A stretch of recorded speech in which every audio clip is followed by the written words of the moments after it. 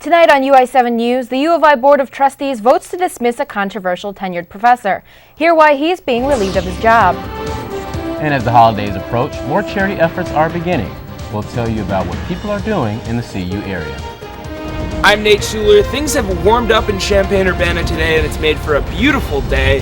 It's going to get even warmer this weekend, but I've got some news that may ruin your game day plans. UI7 News starts right now.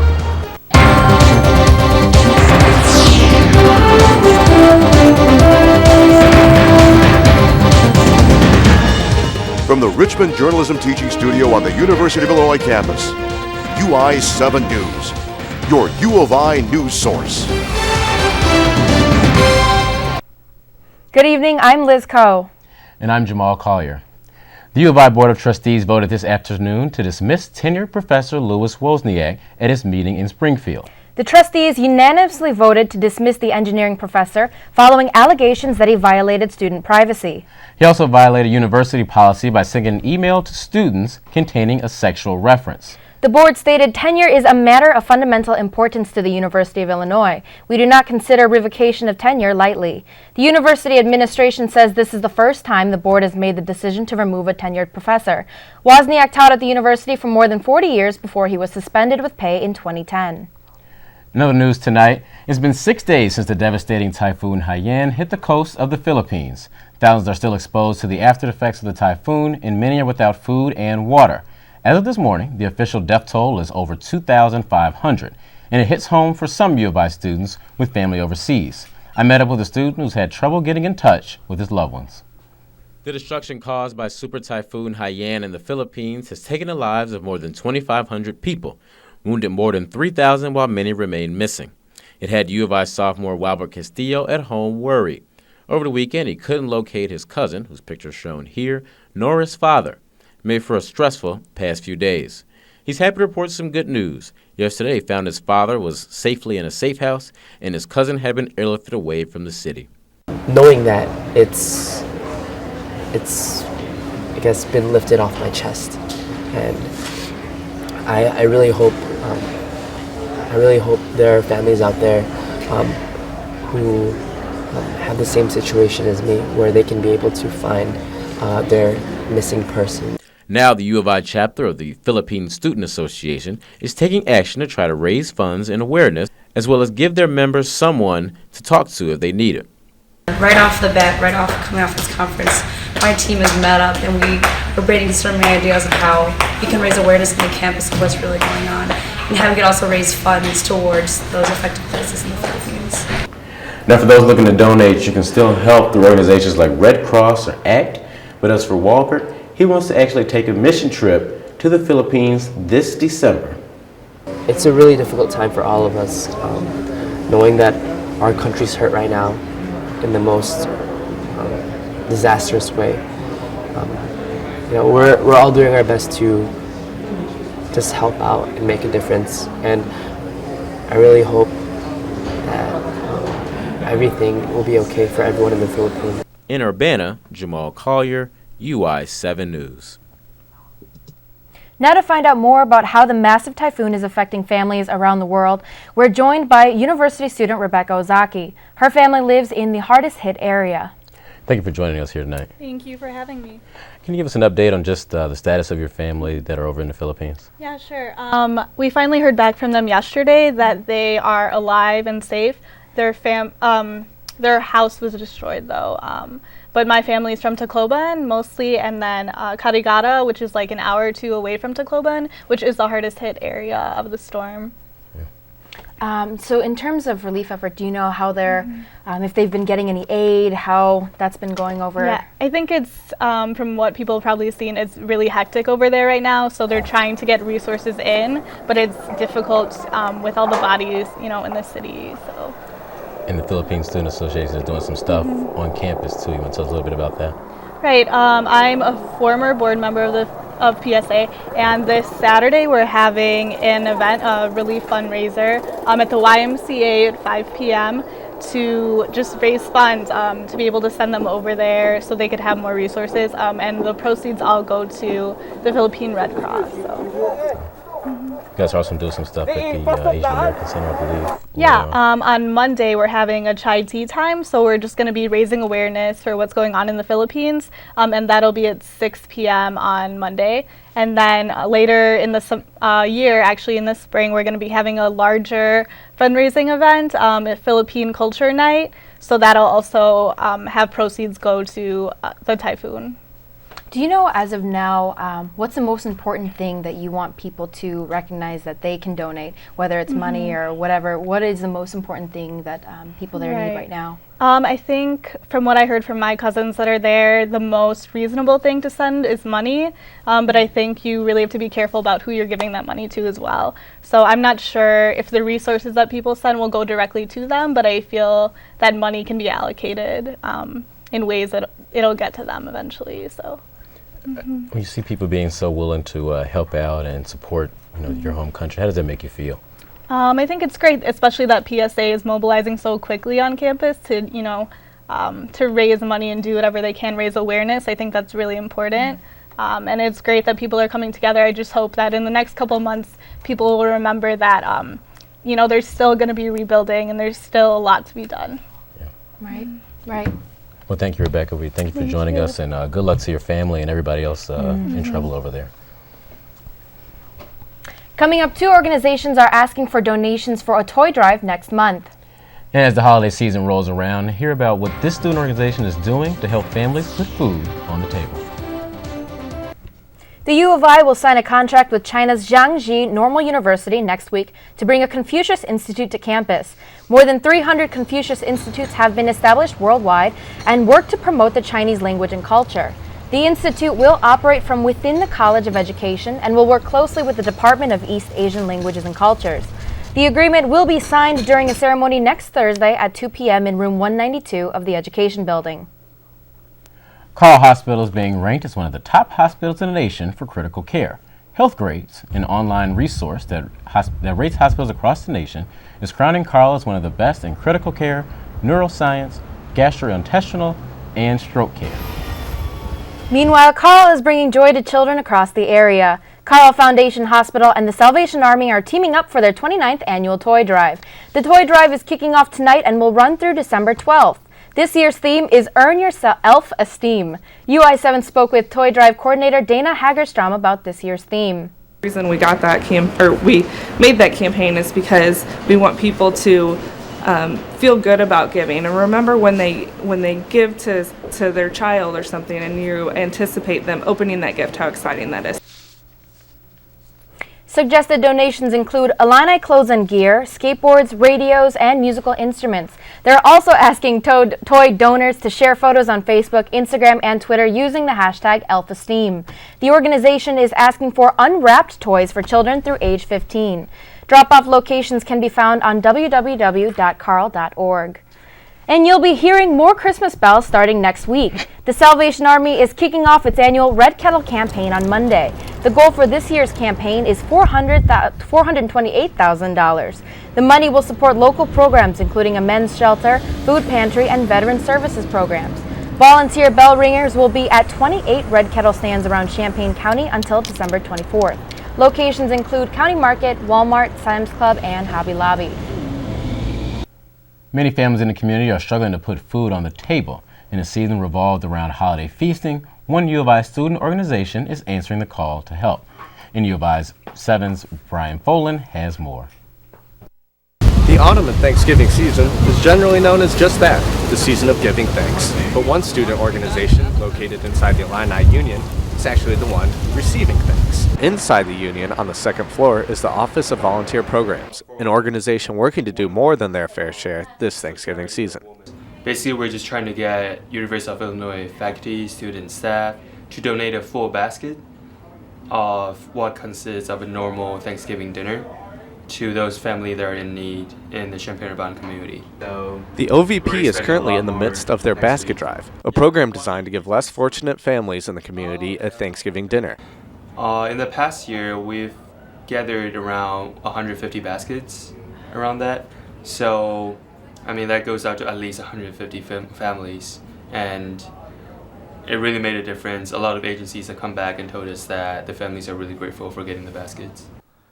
Donations can be dropped off at room 228 of the Illini Union.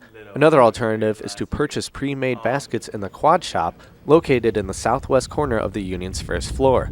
Due to building policy, Quad Shop manager Justin Hayes was unable to appear on camera, but was happy to speak on the Quad Shop's role in the effort. People come in and purchase baskets.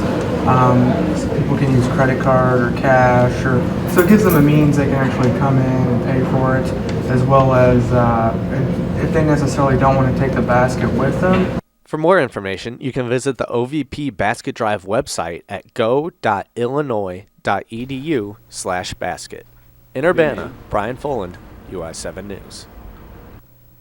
It's a great thing that they're helping local families with these baskets. It actually looks like a lot of food that's able to help out. So it's great that students are getting involved in that. Oh yeah, definitely. What a great cause that is. We're going to take a quick commercial break, but after we'll check on the weather for the upcoming football game this Saturday. You know, today's weather was gorgeous, but let's hope that it's as gorgeous for this weekend when we beat the Buckeyes. Hopefully. We'll need some nice weather if we get some good luck too. So let's check in with UI7's Nate Schuler for a look at your weather. We've had a wacky week of weather here in Illinois. We've seen everything from dry conditions to snow to really cold temperatures.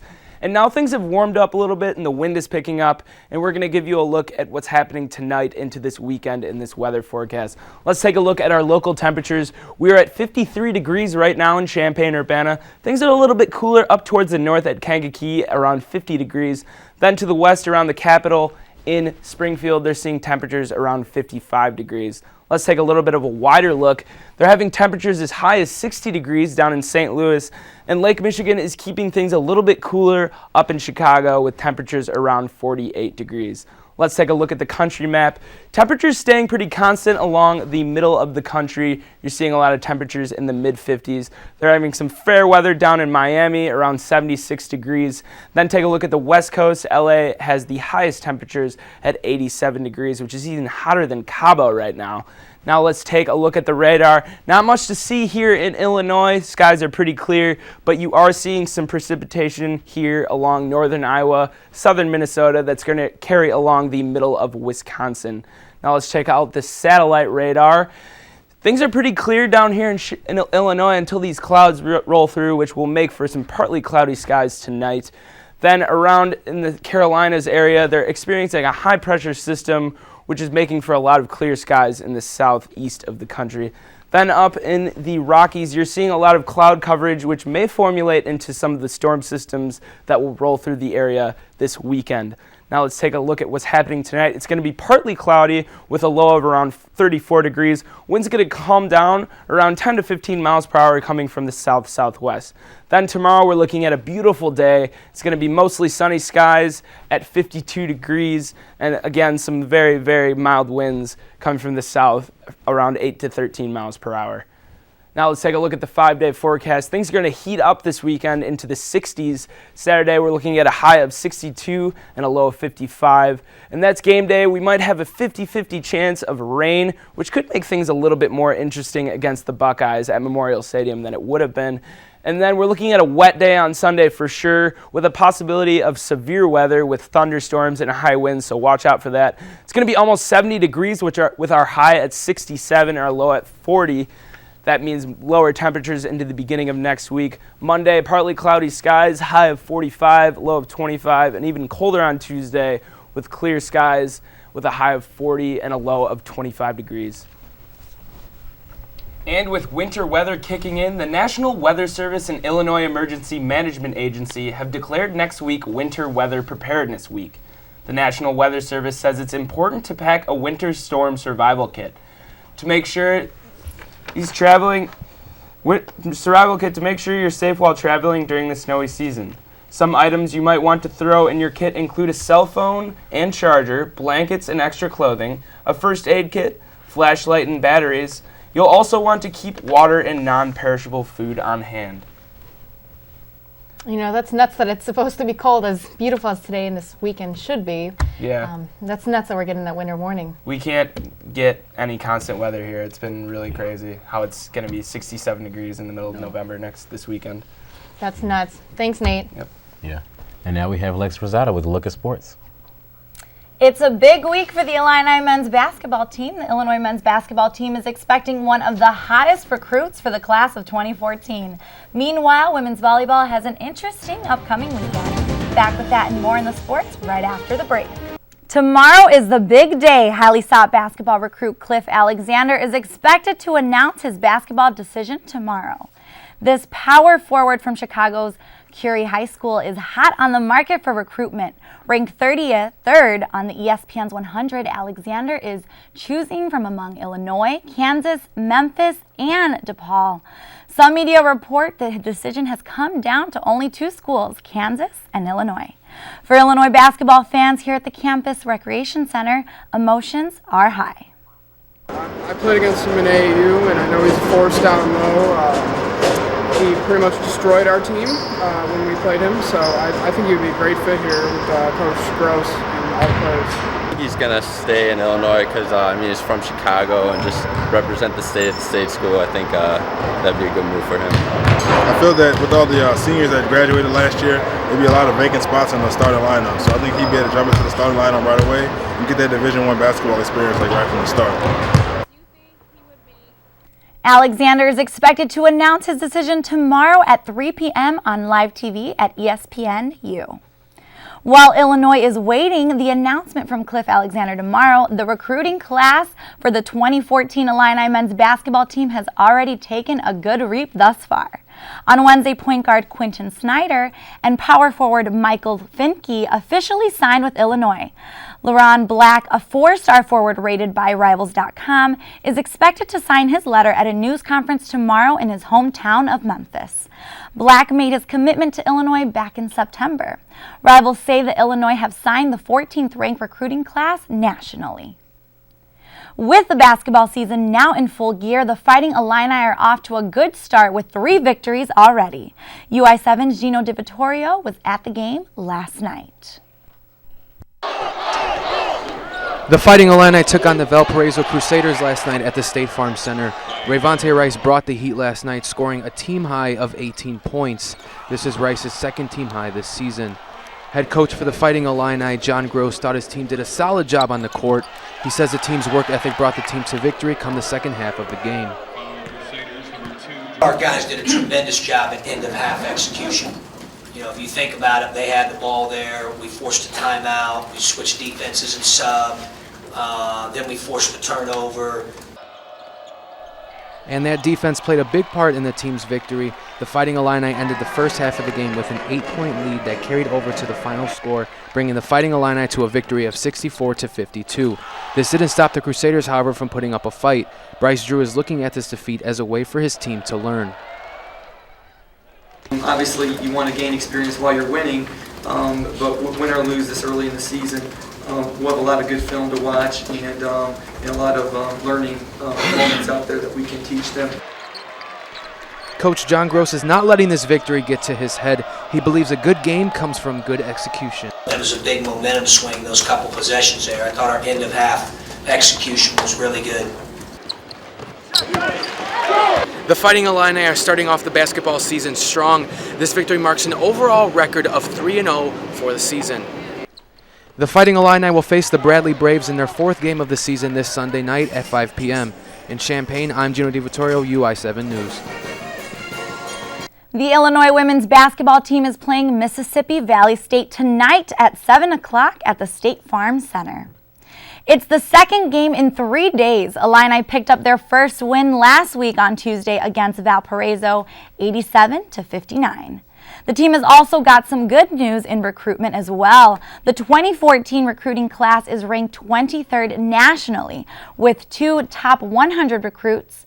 Head coach Matt Boland says these players are going to make a difference for the program.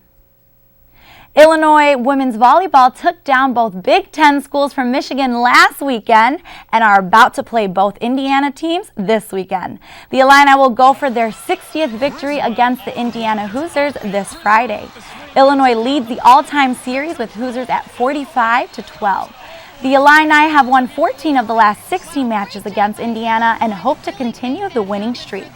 That matchup will take place tomorrow at 7 p.m. in Huff Hall. Saturday's matchup is against Purdue. Illinois owns a 41-32 series edge over Purdue in the all-time series, but Purdue has won the last 4 of their matchups.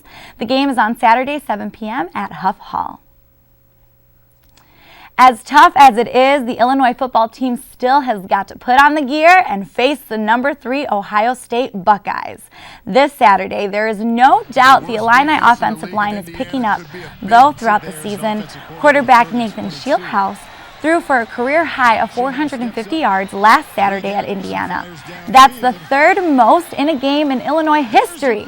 Wide receiver Steve Hull reaped 224 receiving yards last game, but the Illini took a 2nd loss of the season with the opposing team scoring more than 50 points. That showed some dysfunction on the defensive line. The Illini is on a losing streak of 19 games against the Big Ten teams for the past 2 years, including the 6 losses this season.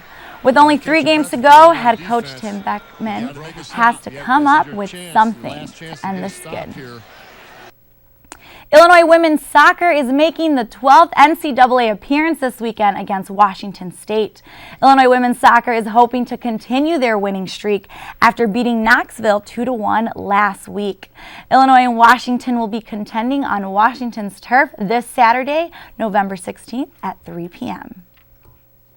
All right. Thank you, Lexa. We appreciate that. No problem. Finding time to stay fit during the holiday season isn't hard. We'll be sharing some tips in today's Health Minute.